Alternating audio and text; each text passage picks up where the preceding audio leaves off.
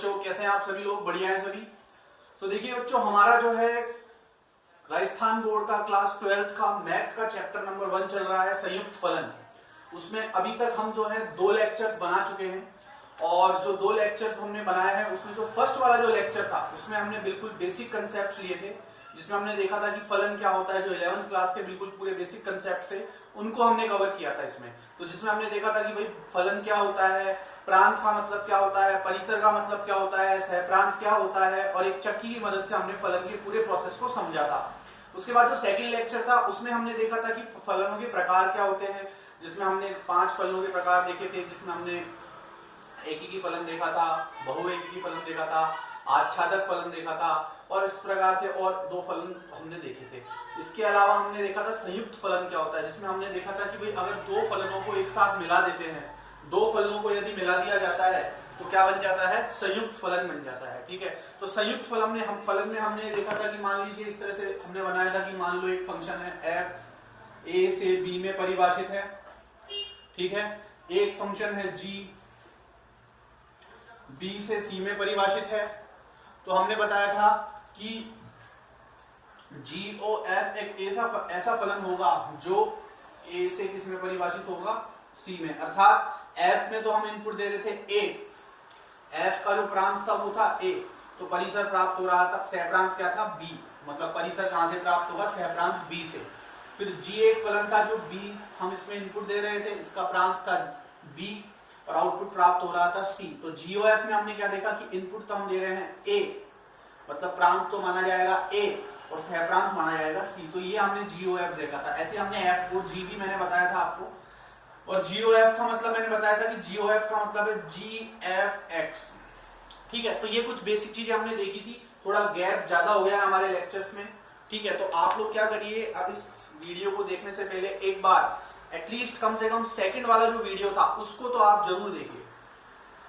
ठीक है, सेकंड वाले वीडियो को जरूर देखिए। आप सेकंड वाले वीडियो को रिवाइज कीजिए, आपके पास नोट्स होंगे, या उसको आप फास्ट फॉरवर्ड करके भी देख सकते हैं, लेकिन सेकंड वीडियो जरूर रिवाइज कीजिएगा। जो सेकंड वीडियो में जो आपको चीजें बताई गई है वो अगर आपको समझ में नहीं आई है तो ये लेक्चर आप नहीं समझ पाएंगे। समझ में आ रही है बात? तो सेकंड वीडियो जो है उसको आप देखिए, उसके बाद हम आगे कंटिन्यू करते हैं। तो अभी आप लोग जो है अपना कॉपी पेन वगैरह स्टार्ट कर लीजिए। उस वीडियो को देखने के बाद आप इस पे आइएगा, तो मैं कंटिन्यू कर रहा हूँ आगे।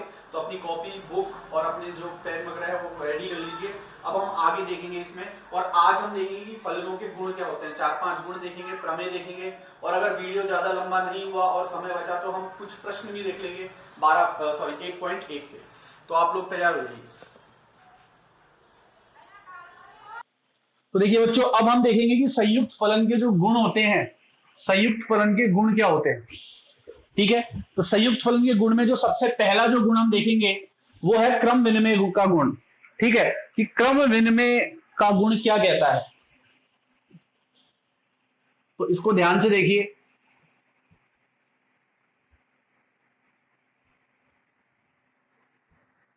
देखिए, क्रम विनिमय के गुण का मतलब क्या है कि मान लो एक फलन है a से b में परिभाषित है, एक फलन है g जो b से c में परिभाषित है। तो मैं कहूंगा कि GOF जो है वो a से c में परिभाषित होगा, और वो विद्यमान होगा यदि, ध्यान से देखिएगा, वो विद्यमान होगा यदि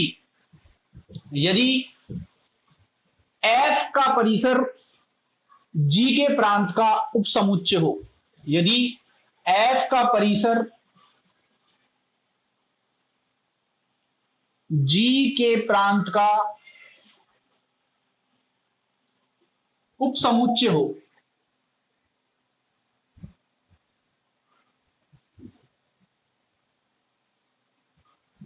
उपसमुच्चय समझते हैं आप, सबसेट जिसे हम ऐसे दर्शाते हैं।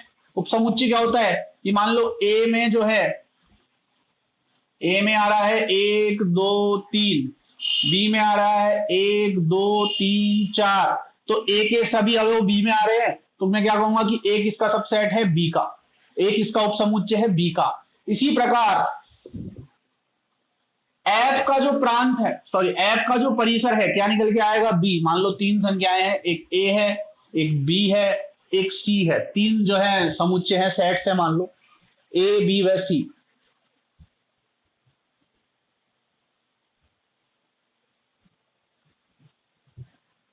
ठीक है, तीन समुच्चय हैं ए बी व सी। अगर तीन समुच्चय हैं ए बी व सी, तो क्या मैं ये कह सकता हूं कि, तो देखिए इसमें क्या होगा कि विद्यमान होगा यदि f का परिसर g के प्रांत का उप समुच्चय होगा। तो मैंने आपको बताया ए बी सी मान लो तीन जो है सेट्स हैं। अब मैं बोलता हूं कि भाई जो f है उसका प्रांत तो है a, f का प्रांत क्या है a, और f का जो परिसर है वह किसमें आएगा b में, f का परिसर किसमें आएगा b में। इसी प्रकार g का प्रांत कौन है b, और g का सहप्रांत कौन है c। तो मैं कह सकता हूं कि भैया f का जो परिसर है और g का जो प्रांत है दोनों यही है, f का परिसर और g का प्रांत। तो f का परिसर जो है वो g के प्रांत का उपसमुच्चय हुआ ना, f का परिसर g के प्रांत का उपसमुच्चय हुआ, ठीक है, तो GOF विद्यमान होगा। अब इसको उदाहरण से भी समझेंगे। अब क्रम विनिमय का गुण क्या कहता है, तो देखो क्रम विनिमय तो अगर संयुक्त फलन जो है वो क्रम विनिमय के गुणधर्म की पालना करता, तब तो क्या होता कि अगर GOF विद्यमान है तो बोले FOG भी विद्यमान होना चाहिए था, परंतु संयुक्त फलन जो है वो क्रम विनिमय का जो गुण होता है उसकी क्रम विनिमय के गुण की पालना नहीं करते हैं, पालना नहीं करते हैं। बोले सर इसका क्या मतलब हुआ? भाई इसका मतलब यह है कि जरूरी है कि अगर GOF विद्यमान है तो इसका उल्टा FOG भी विद्यमान हो, ऐसा आवश्यक नहीं है। जरूरी नहीं है कि GOF विद्यमान है तो FOG भी विद्यमान हो। अगर FOG भी विद्यमान होगा तब तो क्रम विनिमय की गुण की पालना हो जाएगी, परंतु संयुक्त फलन क्रम विनिमय के गुण की पालना नहीं करते हैं। हो भी सकता है, नहीं भी हो सकता। आवश्यक नहीं है कि अगर GOF विद्यमान है तो FOG विद्यमान होगा ही होगा, ऐसा कोई नियम नहीं है हार्ड एंड फास्ट। ठीक है, इसीलिए हम कहते हैं कि संयुक्त फलन जो है वो क्रम विनिमय के गुण की पालना नहीं करते हैं। ठीक है, तो अगर मान लो FOG भी विद्यमान हो, FOG, यह पहली बात तो यह है कि यह आवश्यक नहीं है, यह आवश्यक नहीं है कि FOG भी विद्यमान हो, पहली बात तो। ठीक है, अच्छा FOG कब विद्यमान होगा? GOF से पता लग रहा है कि GOF तब विद्यमान था जब F का बाद वाले का परिसर G का क्या था, G के प्रांत का उपसमुच्चय था। तो FOG कब विद्यमान होगा? जब G का क्या परिसर, G का परिसर क्या हो, G का परिसर जो है वह F के प्रांत का क्या हो, उपसमुच्चय हो। G का परिसर F के प्रांत का उपसमुच्चय हो, उपसमुच्चय हो। ठीक है, तभी मैं यहां लिख देता हूं यदि G का परिसर F के प्रांत का उपसमुच्चय हो तभी क्या होगा, तभी FOG विद्यमान होगा, विद्यमान होगा। ये बात आ गई क्या समझ में आपके? ठीक है, कि अगर G का परिसर F के प्रांत का उपसमुच्चय हो तभी FOG विद्यमान होगा। फिलहाल आप इसको उतार लीजिए, फिर इसको उदाहरण के द्वारा समझ लेते हैं, तो उदाहरण से ज्यादा बेटर समझ में आएगा आपको। समझ में आ रही है बात? तो इसको पहले कॉपी कर लीजिए, कॉपी कर लीजिए, इसको कर लिया है सबने कॉपी।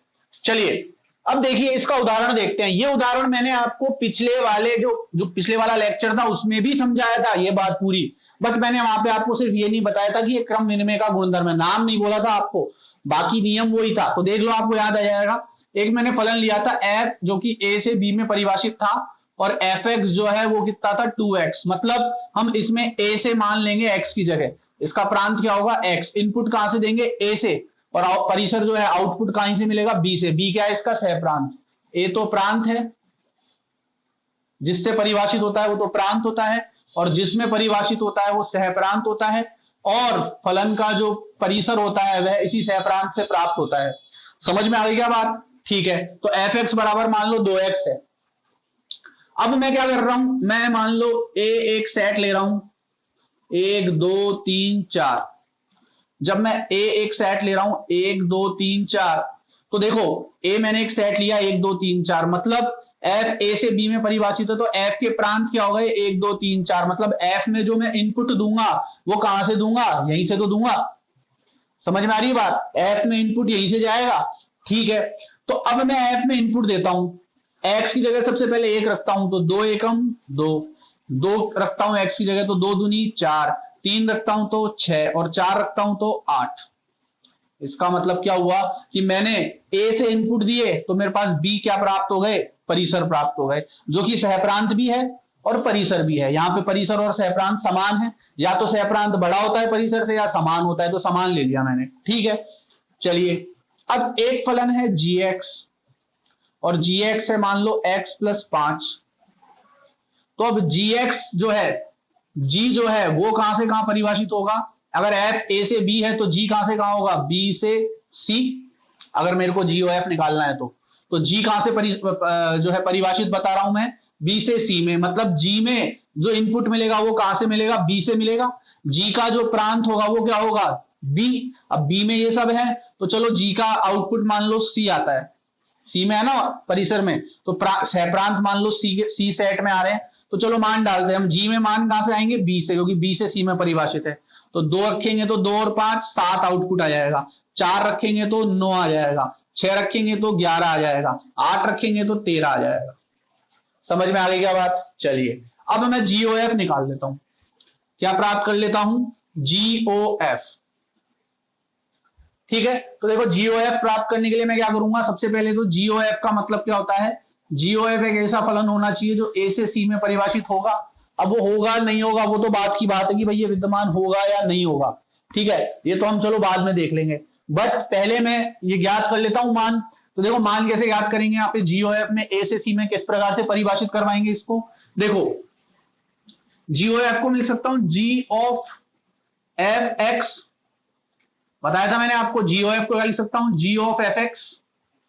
तो G ऑफ fx का मतलब क्या है, G ऑफ fx का मतलब क्या है, देखो gx कितना था, जब x प्लस 5, मतलब जब g के साथ x था तो यहाँ पे x आ रहा था। अब g के साथ क्या है, fx, अब g के साथ क्या है, fx, तो इसको मैं क्या लिख सकता हूं, अब x की जगह क्या आ गया, fx आ गया, x की जगह क्या आ गया, fx, तो ये क्या हो जाएगा, fx प्लस 5 हो जाएगा, x की जगह क्या आएगा, fx आएगा। ठीक है, चलिए fx का मान कितना है भाई, 2x, fx का मान कितना है 2x, तो fx की जगह क्या लिख दूंगा मैं, 2x प्लस 5, fx की जगह क्या लिख दूंगा, 2x प्लस 5। समझ में आ गई क्या बात, ये बात आ गई है समझ में आप सबको, fx की जगह क्या आएगा, 2x प्लस 5 आएगा। ठीक है, यहां तक कोई प्रॉब्लम नहीं है। चलिए अब अपन क्या देखते हैं कि भाई GOF में जो मान डलेगा वो तो कहां से डलेगा, A से, और आउटपुट क्या मिलेगा, C। A से मान जाएगा, C में आउटपुट मिलेगा।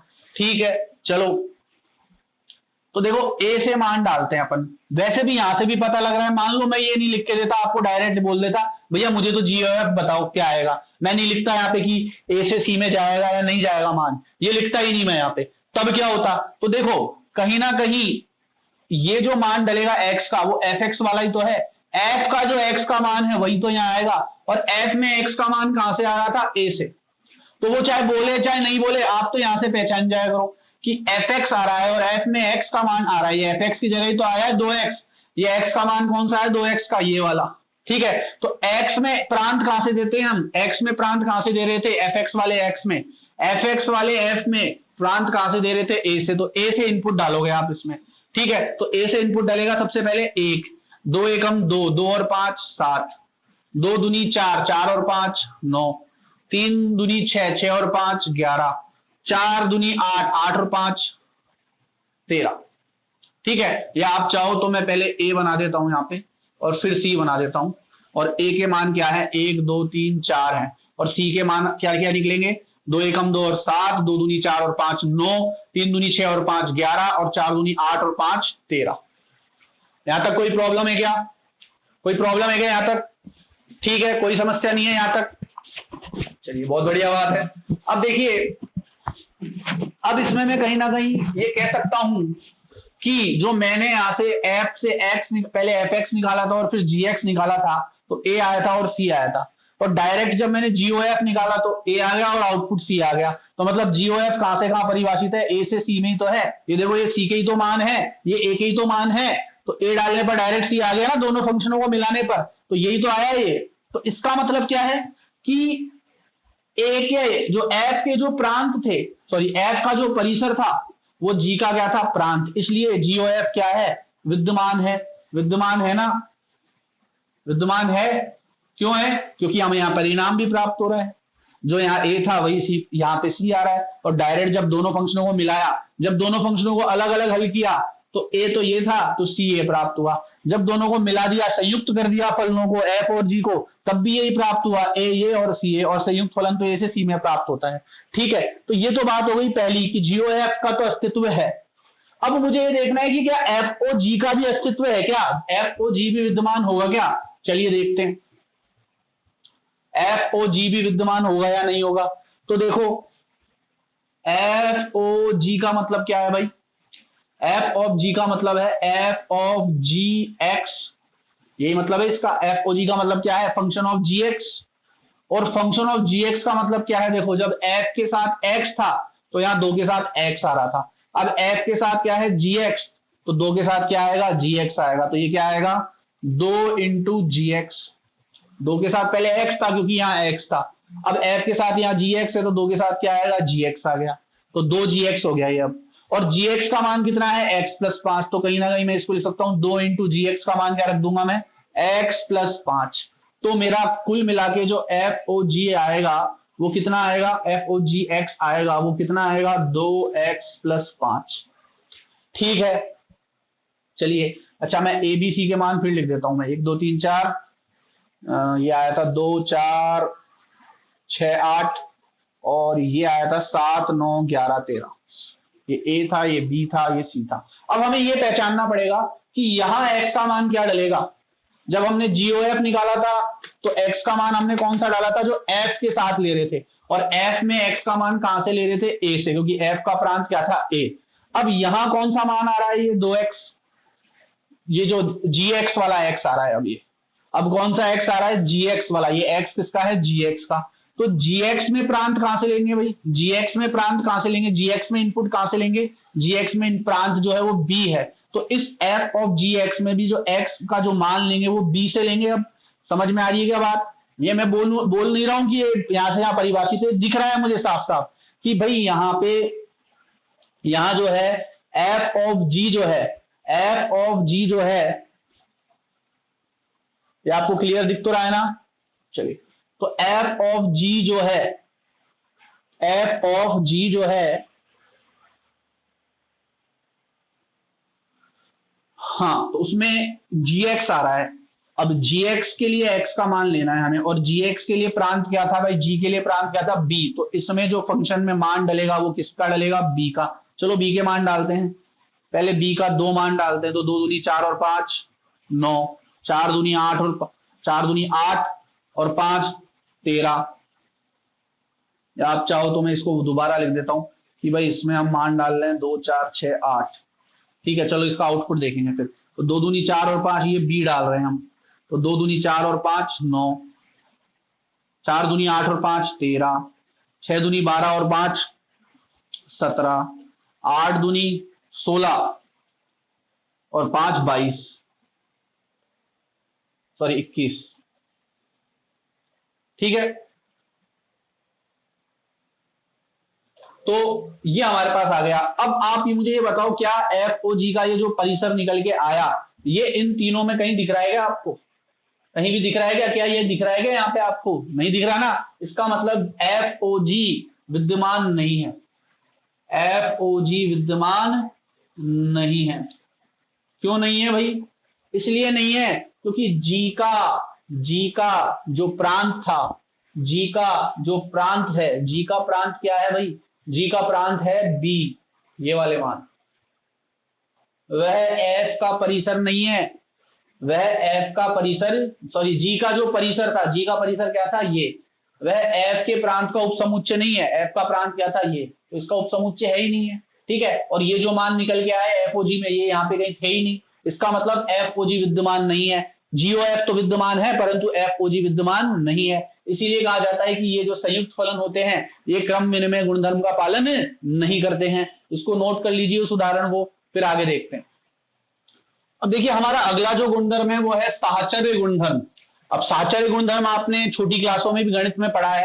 जैसे आपने इस तरह से पढ़ा है कि मान लीजिए a प्लस बी प्लस सी है, तो वो किसके बराबर होगा? a प्लस बी प्लस सी के। मतलब पहले a और b को जोड़ के उसमें c जोड़ लो, या पहले b और c को जोड़ के उसमें a जोड़ लो। या आपने एक इस तरह से भी देखा है कि a इंटू बी इंटू सी बराबर होता है a इंटू बी इंटू सी के। मतलब पहले ए बी को गुणा करके फिर सी से गुणा कर लो, या पहले बी और सी को गुणा करके ए से गुणा कर लो। तो तीन चीजों के बीच में साहचर्य नियम हम लगाते हैं, कम से कम तीन चीजें हमको चाहिए।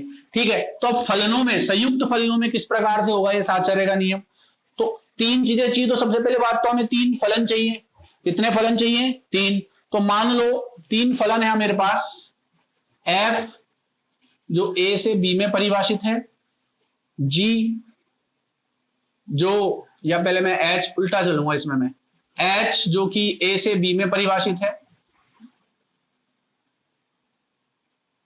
G जो B से C में परिभाषित है, और F जो C से D में परिभाषित है। अच्छा भाई, उस दिन मैंने आपको समझा दिया था कि अगर F A से B में परिभाषित है और G B से C में परिभाषित है तो हम इसको GOF लिखेंगे, तो ये कह सकते हैं A से C। अगर एफ ओ जी को आप ए से सी मत बोल देना, क्योंकि मैंने आपको बताया था जो लास्ट में देते हैं हम, जो बाद वाला फंक्शन होता है वो तो यहाँ पहले आता है, और जो पहले वाला फंक्शन होता है वो बाद में आता है। ठीक है, तो यहाँ आप देखते हैं कि यहाँ साहचर्य का गुणधर्म क्या कहता है। तो साहचर्य का गुणधर्म ये कहता है कि अगर मान लो दो फलन है, दो अलग अलग फलन है, f of ji of H, और एक फलन है f of ji of H, ये दो अलग अलग फलन है। पहले इसमें तो क्या हो रहा है, ये दोनों फंक्शन ब्रैकेट में आ रहे हैं, इसमें क्या हो रहा है, ये दोनों फंक्शन एफ और जी ब्रैकेट में आ रहे हैं। तो अगर ये परिभाषित हो या विद्यमान हो, अगर ये परिभाषित हो तो सहचर्य का गुणधर्म क्या कहता है कि एफ ओ जी ओ एच किसके बराबर होगा? एफ ओ जी ओ एच के बराबर होगा। इसका मतलब ये है कि भैया ये जो संयुक्त फलन जो है वो साहचर्य गुणधर्म का पालन करता है, सहचर्य गुणधर्म का पालन करता है। ठीक है, क्रम विनिमय का नहीं कर रहा था, मतलब जीओएफ है तो जरूरी नहीं है एफ ओ जी भी विद्यमान हो, परंतु साहचर्य का करता है कि अगर f of ji of h है तो ब्रैकेट पहले यहां लगा हुआ था, अब यहां लगा दो। ठीक है, दोनों क्या होंगे? बराबर होंगे आपस में। आ रही है बात समझ में? ठीक है, अब इसको मान लो हम थोड़ा सा देख लेते हैं कि कैसे हो सकता है या क्या करेंगे इसमें। तो देखो, f of ji of h, शुरू में हमने एच दिया ए से बी में, फिर जी दिया बी से सी में, फिर एफ दिया सी से डी में। अब लास्ट वाला पहले आ रहा है, फिर बीच वाला आ रहा है, और फिर ये आ रहा है। तो क्या मैं कह सकता हूं कि f of ji of h जो है वो ए से डी में परिभाषित होगा। यहां से इनपुट दे रहे हैं, यहां से आउटपुट मिल रहा है, जो पहला इनपुट और लास्ट में आउटपुट मिलता है वही तो लेते हैं हम संयुक्त फलन में। ठीक है, और ये तीन फलन है, दो में अगर मान लो जीओ एच निकालना होता, मुझे जीओ एच निकालना होता तो ए से सी में परिभाषित होता, या एफ ओ जी निकालना होता, मुझे एफ ओ जी निकालना होता तो कहां से परिभाषित होता? डी से बी में, डी से बी में। अब तीनों का निकाल रहा हूं तो जो लास्ट में है, जो मतलब सॉरी जो सबसे पहले है और जो सबसे लास्ट में है, तो पहले वाले का तो प्रांत और लास्ट वाले का परिसर, वहां से वहां परिभाषित होता है। इसी प्रकार ये भी इसी तरह से परिभाषित होगा।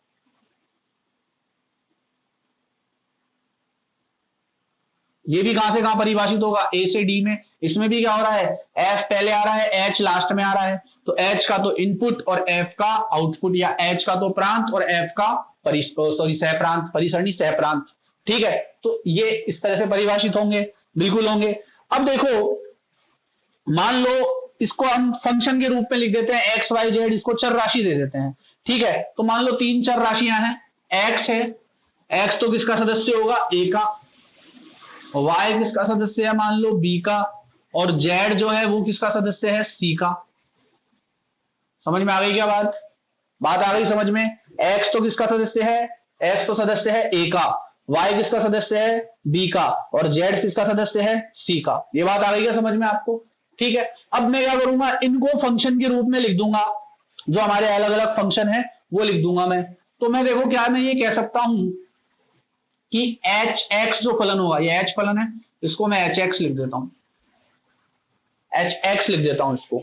अगर मैं कहूं कि भाई एच एक्स की अगर मैं बात करता हूं, तो क्या ये मैं कह सकता हूं कि कहीं ना कहीं जो एच एक्स होगा, जो एच एक्स होगा, अब ध्यान से देखना, एच एक्स का मतलब क्या है, एक्स का मान डालूंगा इधर, एक्स का मान डालूंगा, एक्स का मान कहां से आएगा, ए से, तो क्या मिलेगा मुझे, बी। क्या मिलेगा मुझे, बी, और बी जो है वो किसके बराबर है, जो बी जो है, बी में सदस्य कौन है, वाई। तो इसका मतलब मैं ये कह सकता हूं कि अगर एच में एक्स का मान डालूंगा जो कि ए से आएगा, तो मुझे मिलेगा क्या, बी, जो कि वाई है, तो एच एक्स बराबर वाई कह सकता हूं मैं इसको। इसी प्रकार अगर मैं मान लो एच एक्स के साथ साथ जो है जी एक्स की बात, सॉरी जी वाई की बात करूं, अब जी वाई की करूंगा, क्योंकि जी में इनपुट कहां से आ रहा है, बी से, जी का प्रांत कौन है, बी, और बी में कौन सदस्य, बी का सदस्य कौन है, वाई। तो कहीं ना कहीं मैं कह सकता हूं जी वाई, अच्छा जी में इनपुट वाई डालूंगा, मतलब बी डालूंगा, तो आउटपुट कहां से निकल के आएगा, सी से, और सी में किसका सदस्य कौन है, जेड। तो जी वाई किसके बराबर होगा, जेड के बराबर होगा। आ गई क्या बात समझ में? यहां तक बात आ गई समझ में? चलिए, तो अब देखो मुझे ये सिद्ध करना है कि क्या ये दोनों बराबर हैं क्या। तो देखो,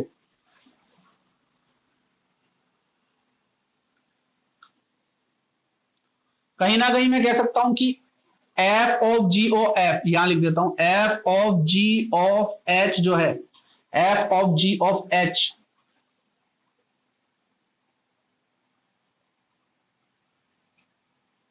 इसके साथ एक्स ले लेता हूं मैं, f of ji of h के साथ एक्स ले लेता हूं, यह किसके बराबर होगा, f of ji of h x के बराबर होगा। इसको फलन के रूप में ले रहा हूं मैं, दोनों में इनपुट क्या दे रहा हूं मैं, एक्स इनपुट दे रहा हूं। क्या इनपुट दे रहा हूं, एक्स।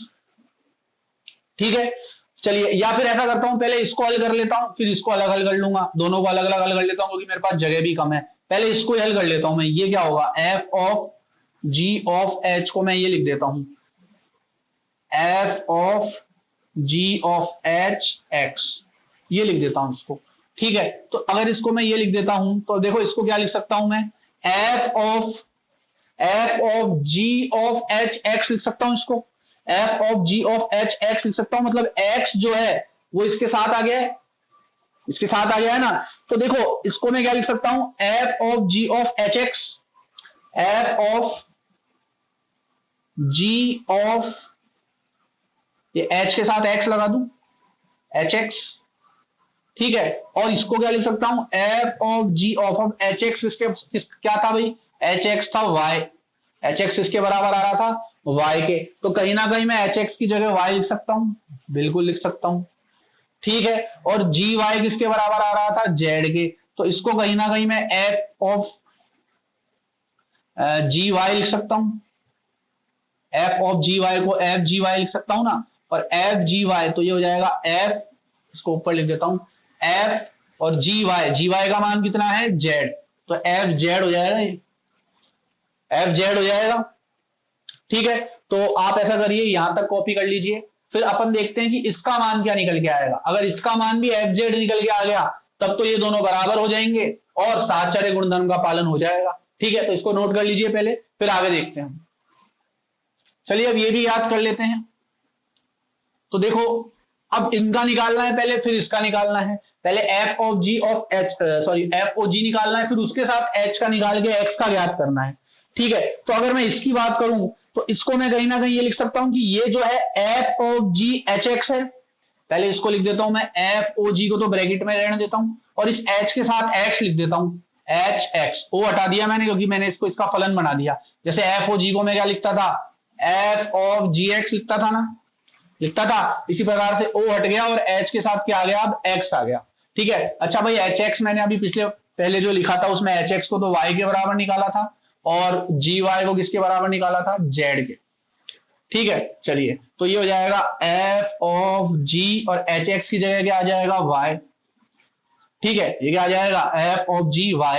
अब एफ ऑफ जी वाई, तो इसको क्या लिख सकता हूं मैं, एफ ऑफ जी वाई को ये लिख सकता हूं, जैसे एफ ऑफ जी को लिखता हूं एफ जी एक्स, ऐसे एफ ऑफ जी वाई को लिख सकता हूं एफ ऑफ जी वाई। अच्छा जी वाई का मान कितना आया, जेड, तो ये लास्ट में क्या निकल के आएगा, एफ जेड आ गया, एफ जेड निकल के। तो ये भी एफ जेड निकल के आ गया, वो भी एफ जेड निकल के आया था। मतलब कहने का मतलब क्या है कि भैया F of ji of H और F of ji of H ये दोनों एक ही बात है। इसका मतलब भी एफ जेड आया, इसका मतलब भी एफ जेड आया। समझ में आ गई बात। तो बेसिकली आपको अगर बेसिक चीजें पता है तो फिर ये मुश्किल नहीं है, आपको बस ये पता रहे, इसमें ये पता होना चाहिए कि एफ ऑफ जी का मतलब क्या है। एफ ऑफ जी का मतलब है एफ ऑफ जी एक्स। अच्छा इसको और क्या लिख सकते हैं, एफ ऑफ जी एक्स ऐसे भी लिख सकते हैं, ये भी मैंने आपको पहले वाले लेक्चर में बताया था। इसको भी हम ये लिख सकते हैं। समझ में आ गई बात। ठीक है, इसको उतार लीजिए आप, ये सेकंड हमारा गुणधर्म था। इसके बाद हम थर्ड गुणधर्म देखेंगे। आप पहले इसको कॉपी कर लीजिए। देखिए अगला जो हमारा जो प्रमेय है वो थोड़ी इंपॉर्टेंट है, इसको ध्यान से देखिए आप।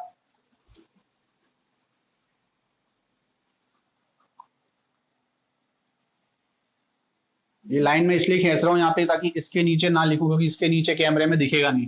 ठीक है, और इसी प्रकार ऊपर भी मैं देख लेता हूं कहां तक दिख रहा है, ऊपर कोई प्रॉब्लम नहीं है। तो देखिए जो थर्ड हमारा इंपॉर्टेंट नियम है वो क्या कहता है, थर्ड नियम ये कहता है कि अगर मान लो दो एकीकी आच्छादक फलन है तो उनका संयुक्त फलन भी एकीकी आच्छादक होगा। दो एकीकी आच्छादक फलनों का संयुक्त फलन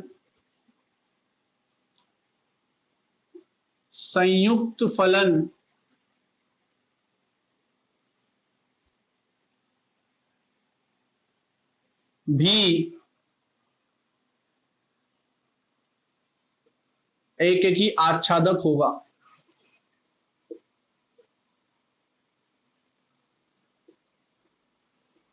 कहने का मतलब क्या है भाई, मान लो एक फलन है ए से बी और ये एकीकी आच्छादक है। अब एकीकी आच्छादक का मतलब क्या होता है, पहली बात तो आपको ये पता होना चाहिए जो मैंने आपको पहले समझाया था। चलो दोबारा देख लेते हैं एक बार। एकीकी का तो क्या मतलब होता है और आच्छादक का क्या होता है। एकीकी का फलन का मतलब तो ये होता है, जैसे मान लो ए बी सी डी है, यहाँ पे ई एफ जी एच है, तो ये 1 on 1 मतलब एक का एक इनपुट का एक आउटपुट, एक इनपुट का एक आउटपुट, एक इनपुट का एक आउटपुट, एक इनपुट का एक आउटपुट। मान लो ऐसा हो जाए कि सी का आउटपुट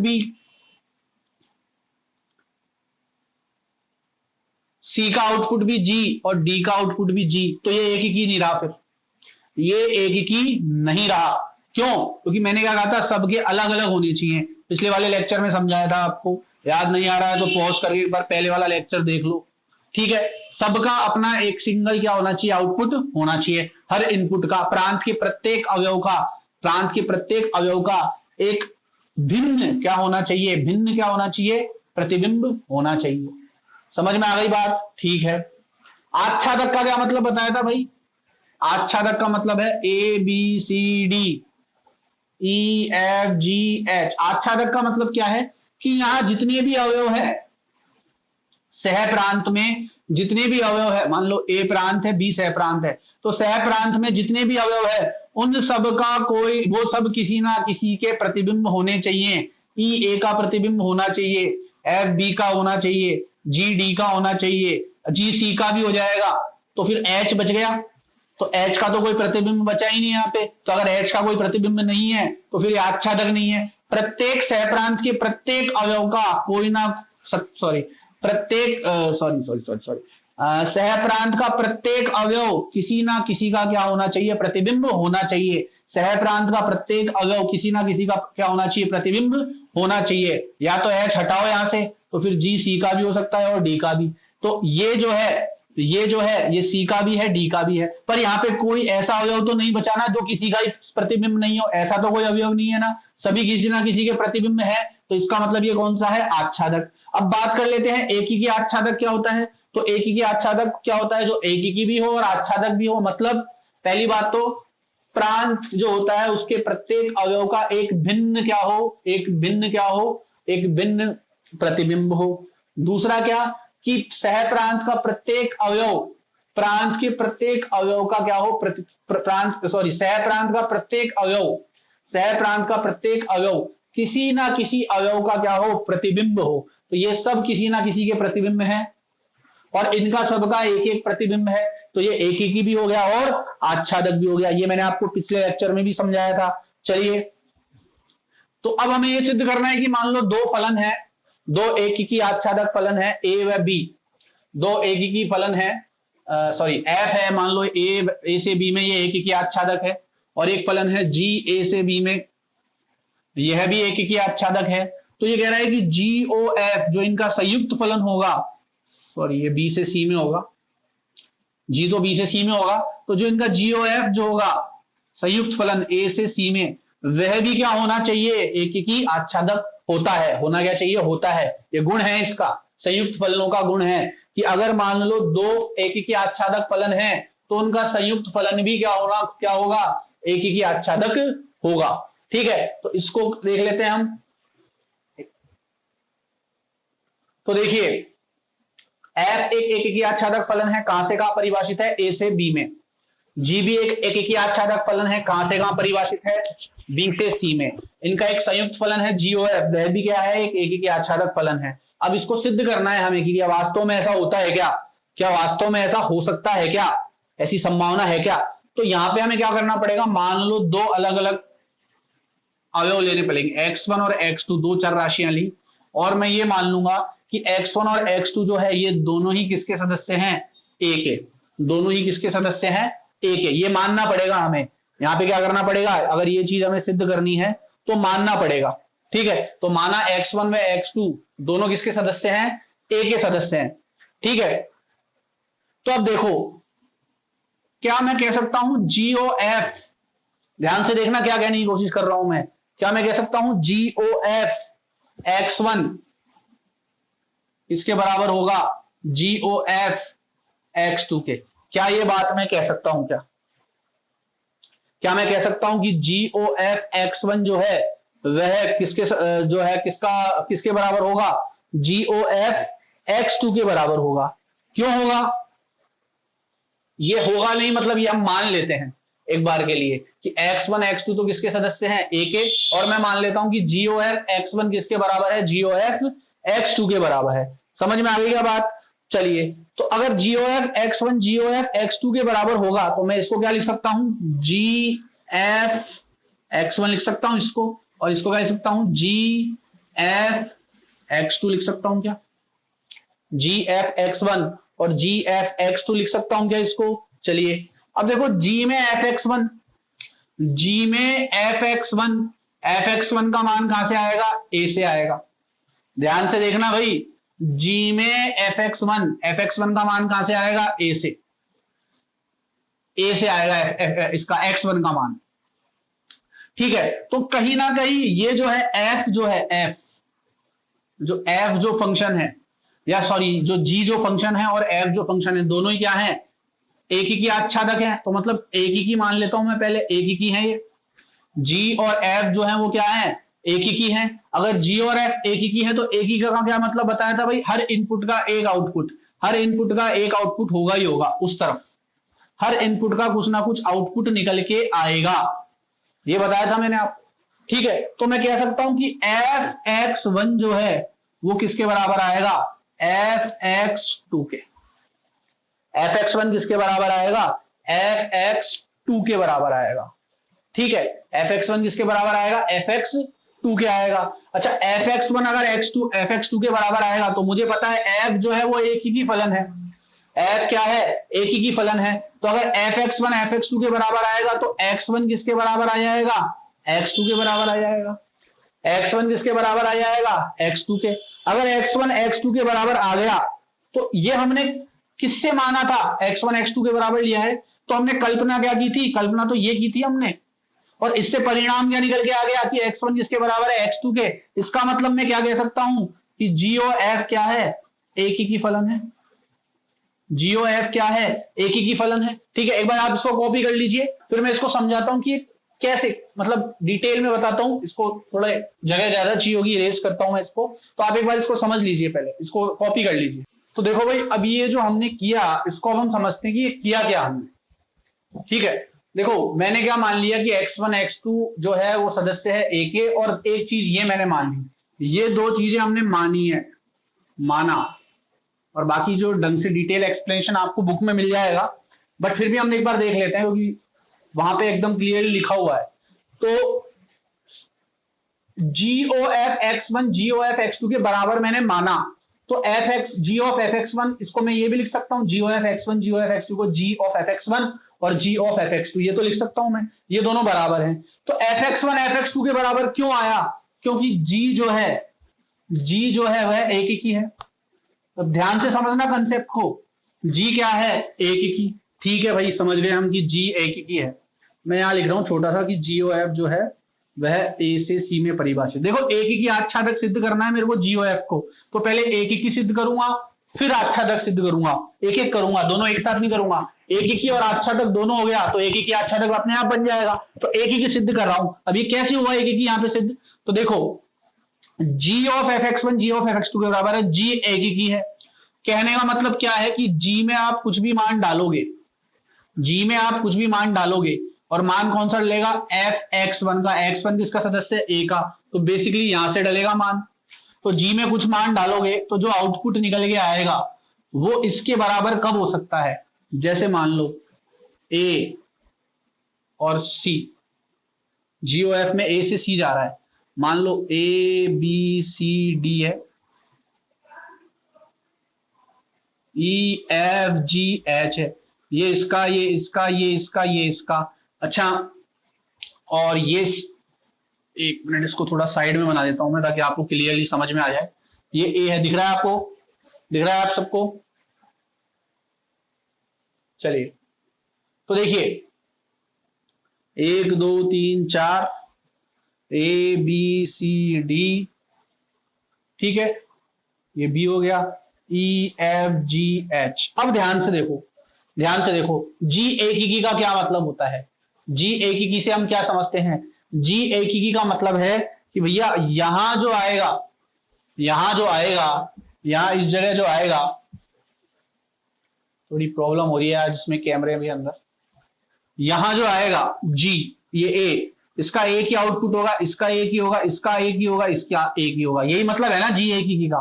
अब अगर जी का कोई फंक्शन निकल के आ रहा है तो वो इसके बराबर कब हो सकता है, ऐसा तो हो नहीं सकता कि x1 और x2 अलग अलग मान हो या fx1 fx2 अलग अलग हो। अगर fx1 और fx2 अलग अलग होंगे तो इनके आउटपुट भी अलग अलग निकल के आएंगे, तो फिर ये दोनों बराबर नहीं हो सकते। और अगर ये दोनों बराबर हैं तो इसका मतलब दोनों में इनपुट समान जा रहा है, इसमें भी ए जा रहा है, इसमें भी ए जा रहा है, तभी तो इनका आउटपुट समान आ रहा है, क्योंकि ये एक ही है, एक इनपुट का एक ही आउटपुट हो सकता है। ऐसा नहीं हो सकता इसमें ए डाल दिया इसमें बी डाल दिया पर दोनों बराबर आ रहे हैं, मतलब दोनों का सी निकल के आ जाए, ऐसा नहीं हो सकता कि इसमें भी ए डाला उसमें भी ए डाला, सॉरी उसमें ए डाला उसमें बी डाला पर दोनों का आउटपुट सी निकल के आ जाए, ऐसा नहीं हो सकता। क्यों, क्योंकि ये एक ही है, एक का एक ही आउटपुट हो सकता है। तो ऐसा कब हो सकता है, जब इसमें भी ए डालूं इसमें भी ए डालूं, तभी तो सी निकल के आ सकता है, तभी तो दोनों के आउटपुट बराबर आएंगे। तो इसका मतलब fx1 fx2 के बराबर होगा, क्योंकि इनपुट क्या दे रहे हैं हम, g का इनपुट क्या दे रहे हैं, fx1। अब fx1 fx2 के बराबर है पर f भी एक ही है, f भी क्या माना था मैंने शुरू में, एक ही। तो अगर f भी एक ही है तो इसका मतलब क्या है, अब इसमें भी ये इसके बराबर कब आ सकता है, जब x1 और x2 दोनों बराबर हो, दोनों इनपुट समान होंगे, तभी तो समान आउटपुट निकल के आ रहा है, तभी तो दोनों बराबर आ रहे हैं। दो अलग अलग इनपुट पे एक आउटपुट आ नहीं सकता क्योंकि f एक ही है, तो दोनों इनपुट समान होंगे तभी तो समान आउटपुट निकलेगा। इस वजह से x1 भी किसके बराबर है, x2 के। अब अच्छा x1 x2 के बराबर आ गया तो देखो यहाँ पे शुरू में क्या माना था, GOF x1 बराबर GOF x2। अगर x1 x2 के बराबर आ रहा है, x1 x2 के बराबर आ रहा है, x1 x2 के बराबर है, x1 किसके बराबर है, x2 के, मतलब दोनों इनपुट बराबर हैं, कभी तो दोनों आउटपुट बराबर आएंगे, मतलब GOF क्या है, एक ही की है। समझ में आ गई क्या बात? ठीक है। और अगर इसको ढंग से क्लियर अपन कर लेंगे, आगे जो अपन अपने जो क्वेश्चंस देखेंगे उसमें और इसको क्लियर कर लेंगे, कुछ उदाहरण भी है इसमें। ठीक है, तो इसको आप पॉज करके नोट कर चुके हैं। अब इसको आच्छादक भी सिद्ध करना है अपने को कि भाई GOF आच्छादक भी है, क्योंकि मैंने G और F दोनों को क्या माना है, एक ही की भी माना है और आच्छादक भी माना है। तो एक ही की तो हमने सिद्ध कर दिया, अब हम इसको क्या सिद्ध करेंगे, आच्छादक सिद्ध करेंगे। तो आच्छादक देख लेते हैं इसको। ठीक है, अब देखिए बच्चों, इसमें अब हमें यह सिद्ध करना है कि ये आच्छादक भी है। पहले हमने माना था कि भाई F जो है वो A से B में परिभाषित है और ये एक ही की भी है और आच्छादक भी है। ठीक है बोले। फिर हमने माना G जो है वो B से C में परिभाषित है, यह भी एक ही की आच्छादक था। हमें सिद्ध करना था GOF जो है वो A से C में परिभाषित है और यह भी एक ही की आच्छादक है। तो एक ही की तो हम सिद्ध कर चुके हैं अभी, अब आच्छादक सिद्ध कर लेते हैं। तो कहीं ना कहीं F आच्छादक भी है, G भी आच्छादक है, और हमें सिद्ध क्या करना है कि GOF क्या है, आच्छादक, क्योंकि एक ही की हम सिद्ध कर चुके हैं। समझ में आ रही है बात? तो देखिए कैसे करेंगे। तो मान लो अब इसमें आप क्या करेंगे कि मान लो X जो है वो तो है A का सदस्य, Y जो है वो B का सदस्य है और Z जो है वह C का सदस्य है। X A का, Y B का, Z C का। समझ में आ गई क्या बात? ठीक है, अगर X A का, Y B का और Z G का सदस्य है, तो क्या मैं ये कह सकता हूं कि सभी, ध्यान से देखना क्या लिख रहा हूं मैं, सभी Z जो कि C से संबंधित है या जो C के सदस्य हैं, सभी Z C के लिए, सभी Z C के लिए, Z बिलोंग्स टू C के लिए या Z सदस्य हैं C के लिए, Y belongs to B, Y जो है वो सदस्य है B का। किस प्रकार? जिससे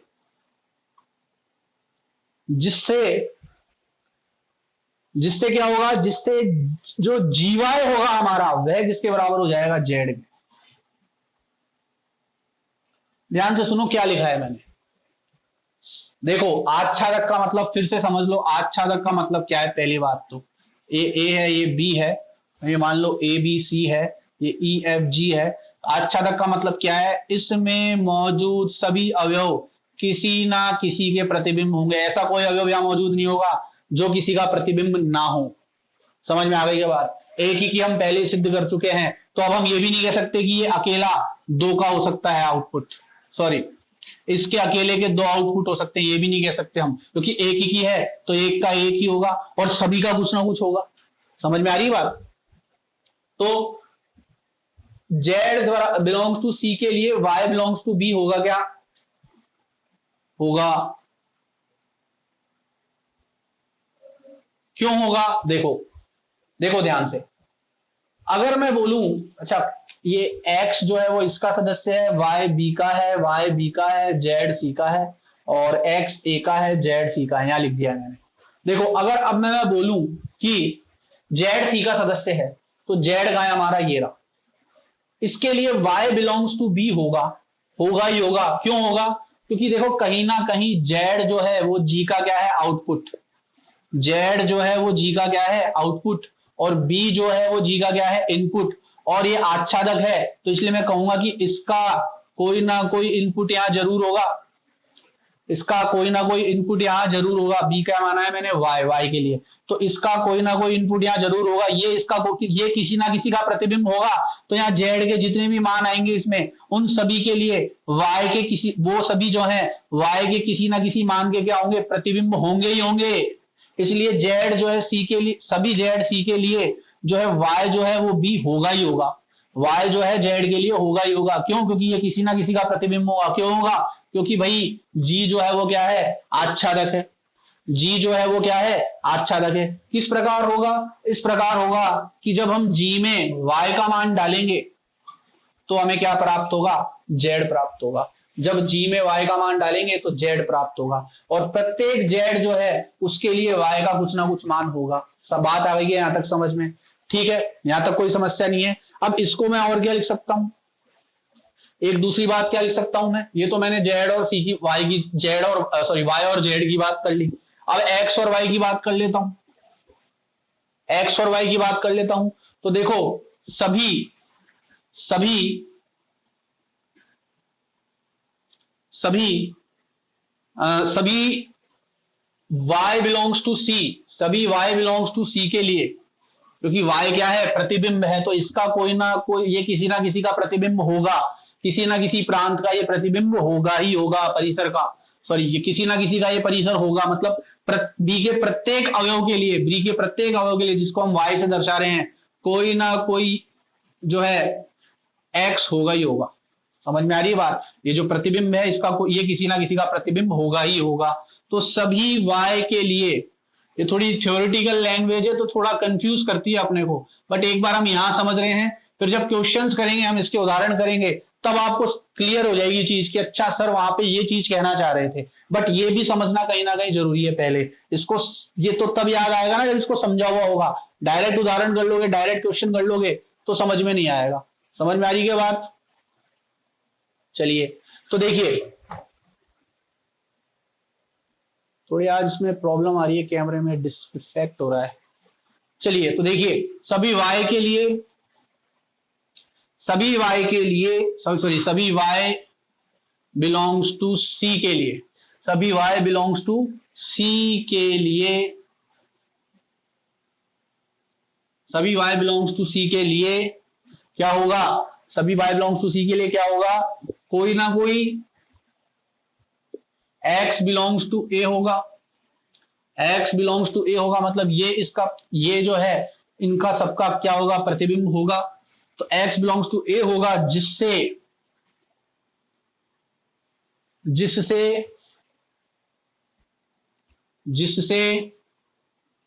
क्या होगा, gx जो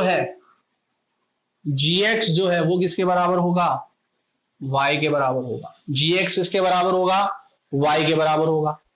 ठीक है, ये कह सकता हूं मैं कि gx किसके बराबर होगा, सॉरी gx नहीं fx, ये तो f पे बात कर रहे हैं ना हम, fx किसके बराबर होगा, y के x, f के लिए इनपुट x होगा और y आउटपुट मिलेगा हमें। तो इसके साथ में और क्या कह सकता हूं भाई, इसके लिए मैं ये कह सकता हूं फिर कि GOF कहां से कहां परिभाषित है, a से c के लिए। तो मैं क्या कह सकता हूं, मैं ये कह सकता हूं कि सभी z बिलोंग्स टू c, ये GOF की बात कर रहा हूं, z बिलोंग्स टू c के लिए, सभी z बिलोंग्स टू c के लिए, सभी z बिलोंग्स टू c के लिए क्या होगा,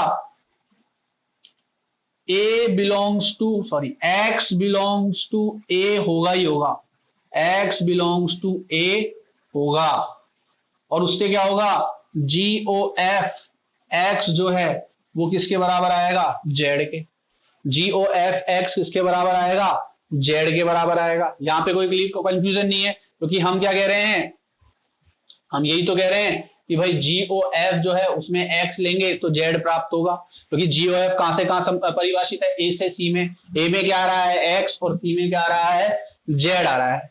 समझ में आ गई क्या बात। तो अब हम क्या कह सकते हैं कि अगर f और g एक ही, तो अब इससे ये क्या सिद्ध हो गया, इससे ये सिद्ध हो गया कि ये जो है, क्योंकि इसके प्रत्येक z के लिए x होगा ही होगा, तो आच्छादक हो गया अभी, इसके प्रत्येक z के लिए x होगा ही होगा, ये जो c का जो प्रत्येक अवयव होगा, c का जो प्रत्येक अवयव होगा उसका कोई ना कोई क्या होगा, वो किसी ना किसी का क्या होगा, प्रतिबिंब होगा। इस z जो है वो किसी ना किसी x का प्रतिबिंब होगा ही होगा, और अगर ऐसा होगा तो GOF भी हमने क्या सिद्ध कर दिया, आच्छादक। तो GOF भी क्या सिद्ध कर दिया, आच्छादक। तो मैं लिख सकता हूं GOF जो है वह आच्छादक होगा।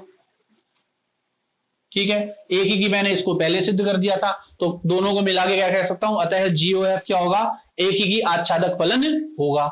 समझ में आ गई बात। तो आज जो है हम इतना ही देखेंगे इसमें। अब इसमें एक प्रमेय और बच रही है आपकी, उसके लिए आपको आइडेंटिटी जो फलन होते हैं, ठीक है, पहले वो बताऊंगा मैं कि आइडेंटिटी जो फंक्शन होते हैं वो क्या होते हैं, उसके बाद हम देखेंगे। तो उसको हम उस प्रमेय को थोड़ा बाद में देखेंगे हम। पहले हम अगले वाले लेक्चर में पहले 1.1 के कुछ क्वेश्चन सॉल्व करेंगे, 1.1 के 4-5 क्वेश्चन देख के फिर उस प्रमेय को समझेंगे, ताकि ये जो हमने प्रमेय समझी है इनका आपको क्लियर हो जाए। ठीक है, अब यहां हमारा इसका बेसिकली थ्योरेटिकल पार्ट खत्म हो जाता है, क्योंकि फंक्शंस जो है, फंक्शंस में क्वेश्चन भी क्या है, क्वेश्चन भी थ्योरेटिकली होते हैं। तो थ्योरेटिकल समझने के लिए पहले प्रमेय समझनी पड़ेगी। अब जब हम क्वेश्चंस करेंगे तो आपको याद आ जाएगा कि हाँ सर ने ये समझाया था। तो यहाँ हमने जीओएफ को अच्छा तक भी सिद्ध कर दिया और जीएफ को एक भी सिद्ध कर दिया। ठीक है, तो तीन प्रमेय, तीन बेसिकली हमने गुणधर्म पढ़े। ठीक है, क्रम विनिमय नियम का पालन नहीं होता है उसमें। क्यों नहीं होता है, मैंने बताया था कि जरूरी नहीं है कि अगर एफ ओ जीओएफ है तो एफ ओ जी भी हो ही हो, ऐसा कोई आवश्यक नहीं है। समझाया था मैंने आपको कि भाई अगर जीओएफ का अगर विद्यमान है तो जरूरी नहीं है एफ ओ जी भी विद्यमान हो। इसका मतलब संयुक्त फलन जो है वे क्रम विनिमय नियम का पालन नहीं करते हैं। ठीक है, फिर मैंने आपको क्या बताया था कि भाई अगर मान लीजिए संयुक्त फलन जो है वो किसका, साहचर्य गुणधर्म का पालन करते हैं। संयुक्त फलन किसका पालन करते हैं, साहचर्य गुणधर्म का, जिसमें हमने क्या पढ़ा था, वही एफ ऑफ जी और एच, तीन फलन लिए थे एफ जी एच वाले। फिर ये थर्ड हमने क्या पढ़ा कि अगर दो एक ही की आच्छादक फलन है तो उनका संयुक्त फलन भी क्या होगा, एक ही की आच्छादक ही होगा। तो आज के लिए हम इतना ही देखेंगे। और अब ये जो बीच में आज जो प्रॉब्लम हो रही थी कैमरे में और स्पीकर वगैरह में थोड़ी प्रॉब्लम हो रही थी, जिस वजह से भी मैं फुल लेक्चर पे कंसंट्रेट नहीं कर पाया, बार बार में ध्यान इस तरफ जा रहा था। तो नेक्स्ट लेक्चर में ये प्रॉब्लम ना हो, इस चीज का भी मैं ध्यान रखूंगा। और अपन अब जो है अगले वाले लेक्चर में और कुछ अगर मान लीजिए आपको यहाँ कुछ समझ में नहीं आ पाया, क्योंकि आज 100% मेरा भी ध्यान यहाँ नहीं था, कहीं ना कहीं बार बार कैमरे पे जो दिक्कत आई जो उस पे जा रहा था, बट कोई प्रॉब्लम नहीं है। अगर आपको किसी में भी कोई भी प्रमेय में समस्या आई है, नीचे कमेंट बॉक्स में करके मेरे को कमेंट करके बताइए, मैं आपको फिर से समझा दूंगा, कोई प्रॉब्लम नहीं है। ठीक है, चलिए अब हम अगले वाले लेक्चर में देखेंगे कुछ क्वेश्चंस और उसके बाद एक और प्रमेय बच रही है हमारी। धन्यवाद।